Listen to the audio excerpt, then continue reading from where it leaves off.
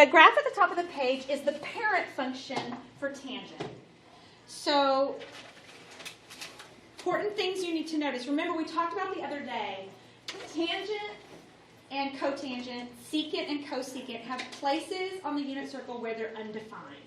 Because tangent, remember, is y over x. So anytime you go around the unit circle and x is 0, that has to be undefined because you can't divide by 0. Same thing with cotangent. It's x over y. So anywhere that y happens on the unit, that y is 0 on the unit circle, cotangent is undefined. Well, the way you show something as being undefined on a graph is with asymptotes. So that's what these dotted lines represent. Now remember, the dotted lines are just on the drawn picture. If you put tangent in your calculator and hit graph, you're not going to see the dotted asymptotes. You just see the graph of tangent. But they're there. Remember what asymptotes are. It's a boundary line. And it tells the graph, you can get as close to me as you possibly can, but you can't touch me or cross me. So that's what those dotted lines mean. So if you look at tangent, there's a couple of things you need to recognize about tangent. It's rising. It passes through 0, 0.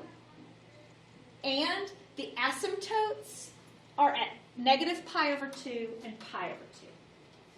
So, and all that's listed right up here. There are 3 critical points that we'll use to graph, or that you'll use on MyLabs Plus. If they have you graphing it, usually you have to place a couple of points. Make sure you pick the right graph and pick a couple of points. These are the 3 important points for tangent.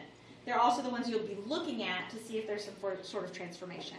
And the 3 are written right here. We call the middle, 0, 0, that's the inflection point. We've talked about inflection before. That's where something goes from being curved down to being curved up. So right here, tangent was curving down, now it's curving up, so that's called the inflection point. The other 2 we just call anchor points because they help us to determine how curved the graph is. All right, so that's the parent function. So let's look at this first transformation. The transformations, this should be pretty easy because transformations do not change. You did almost an entire year of transformations in Algebra 2. I know y'all didn't get the whole year, and we've done transformations of sine and cosine. If there is a number in front of the function, what does that number in front of the function do to it? Yeah, this way, right? It's a vertical stretch or compression. So this is still a vertical stretch. It doesn't matter that this is tangent. It doesn't matter that this is a circular. It doesn't matter. If a number is in front of the function, it's a vertical stretch. So what that means to me is that it doesn't change anything about x values. So my asymptotes aren't going to change because my asymptotes are x values. See, they say x equals. So in this case, my asymptotes don't change. So I could go ahead and draw those in if I wanted to. There's still going to be one at negative pi over 2 and pi over 2. It's not going to change the x value of my anchor point. It is, however, going to change the y value because it's a vertical change. Well, that 3 being right in front of the word, that means multiply. Anytime you put a number right in front of something, it's multiplying. So I'm taking 3 and I'm multiplying it by my y values. So this is now going to be negative pi over 4, negative 3. So I can put a dot at negative pi over 4, negative 3. My inflection point, the x value is not going to change because... Where's negative pi over 4? So if you look, they labeled the half pies, but it's counting by quarter pies. Halfway between a half. So my x value doesn't change because this is a vertical change. That's a vertical stretch, so that's still 0. I'm multiplying my vertical values, so it's still 0. So your inflection point is still at 0, 0. And my other anchor point, still at pi over 4, but instead of being at 1, It should be at 3. it's at 3. So pi over 4, 3.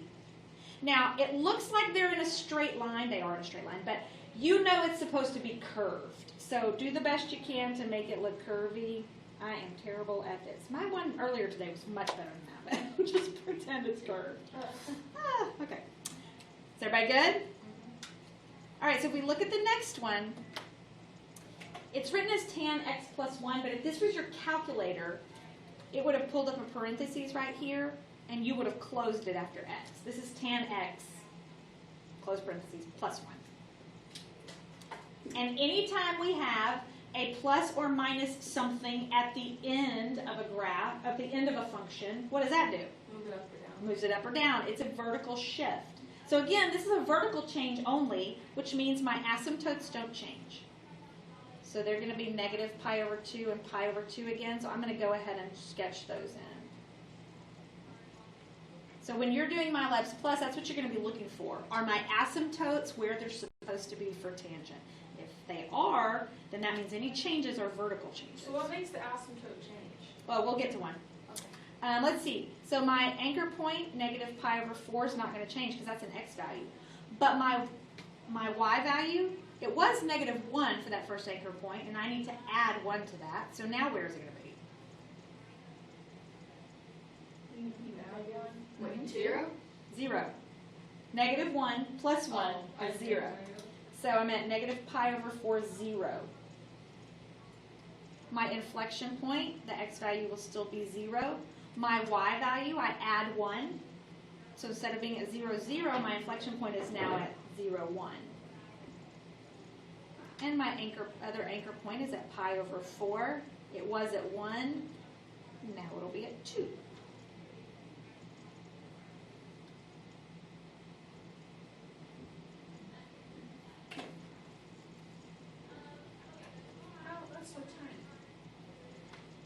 All right, next one.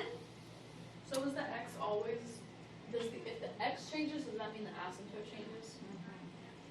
All right, so now I have tan 2x. And again, if this was my calculator, when it pulled up tan, it would automatically pull up the parentheses. So that 2x is grouped together. So that means this is an x change.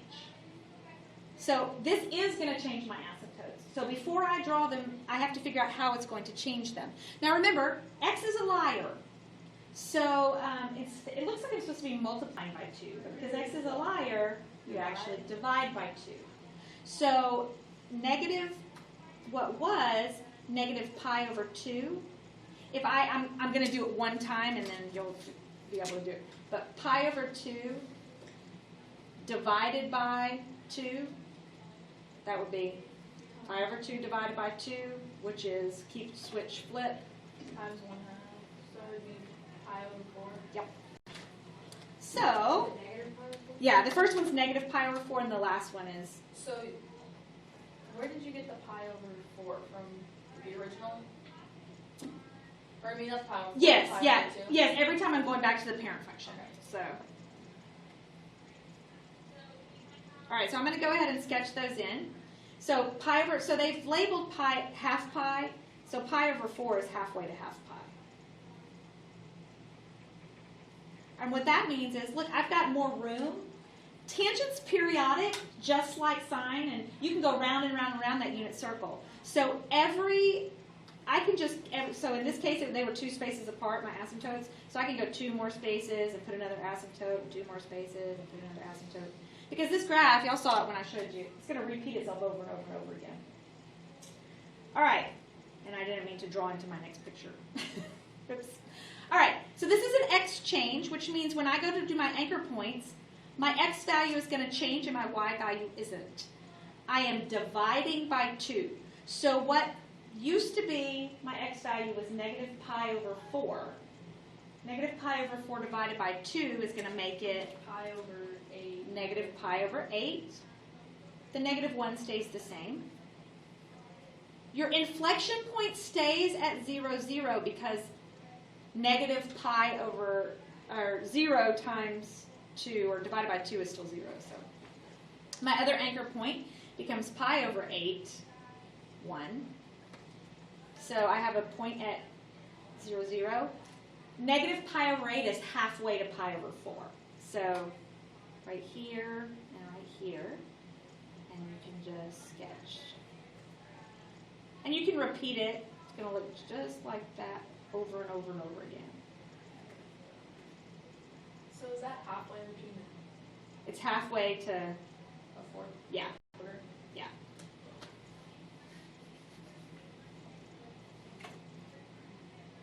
All right, so remember what that did. That's a horizontal compression. It pushed it together so that my graphs happen twice as often. Where is the point bottom, the lowest point? At? Right here. It's at negative pi over 8, negative 1. Oh. So you go over negative pi over Makes 8. more sense. I didn't even think to look at the one. I was like, where do you graph negative 8 at? Negative pi over 8. Okay. Okay, I got it now. All right, so the next one is the same idea, but this time the number in front is a half. It's a horizontal compression, so that means that, actually this one's a horizontal stretch, so that means that my asymptotes are going to change because it's a horizontal change. Looks like you're dividing by 2, but you'd be multiplying. So I go back to the original asymptote that's normally at negative pi over 2, and I multiply that by 2. So where is my first asymptote going to be? Negative pi, good. So my asymptotes are going to be at pi and negative pi. And this is going to be a really fat graph. So here's my asymptote at negative pi, and pi, ignore that I went too far down on the phone. Just got carried away. All right, my anchor point, that x value is going to be changed. It's going to be multiplied by 2.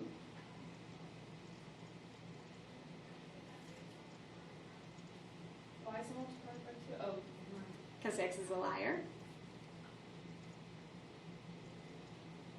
So if I take negative pi over 4, my original anchor point, and I multiply that by 2, I get negative 2 pi over 4, and that simplifies to half pi. So I got negative half pi 1 and half pi 1. And again, my inflection point doesn't change because multiplying times 0 is still 0. So I still got a dot at 0, 0. And now I have one at negative half pi, negative 1, and half pi 1. So the inflection point will never change? Oh, it will. It's about to. Okay. That makes perfect This sense. was Yeah. just making sense. No, this will still make sense. All right, so the next change, it is grouped with x. So it's a horizontal change.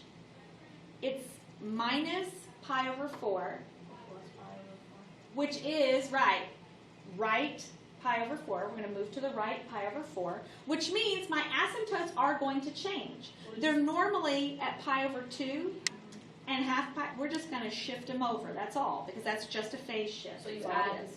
pi over 4. So you add pi over 4. So if I add, so it was at half pi, and I'm going to add pi over 4. That means now there's going to be right here at 3/4 pi. And then this one will be at pi over 4, or negative pi over 4. So x is at negative, your asymptotes are at negative pi over 4 and 3 pi over 4, because we shifted them. All right, so now your anchor point, your first anchor point, the x value is going to change because this is a horizontal change. The y value is not. My x value is going to go right pi over 4. So it was at negative pi over 4, so where's it going to be now? It would be on the origin. Yeah, it'll be at 0. So it's going to be at 0, but the y value doesn't change, so it's going to be at 0, negative 1. So right there. Now, my inflection point is going to change this time because it's not multiplication, it's addition. So my inflection point, my x value is now pi over 4. 0 plus pi over 4 gives you pi over 4. But the y value is not changing. So pi over 4, 0 is your inflection point. When would the y value change? When it's a vertical change like these. Like the top, the first two are vertical. So it's on the outside, right? Yeah. Yeah. Anytime it's inside the parentheses, it's a horizontal change. And then it would just be 0, 1. Right? Well, actually, no, because this is a shift, not multiplication. Oh, okay, So yeah. I'm at 1/4 pi, and I go move to the right another 1/4 pi, It'd be half pi. half pi, 1. They're right there. I can feel Shelby stressing out over I pledge allegiance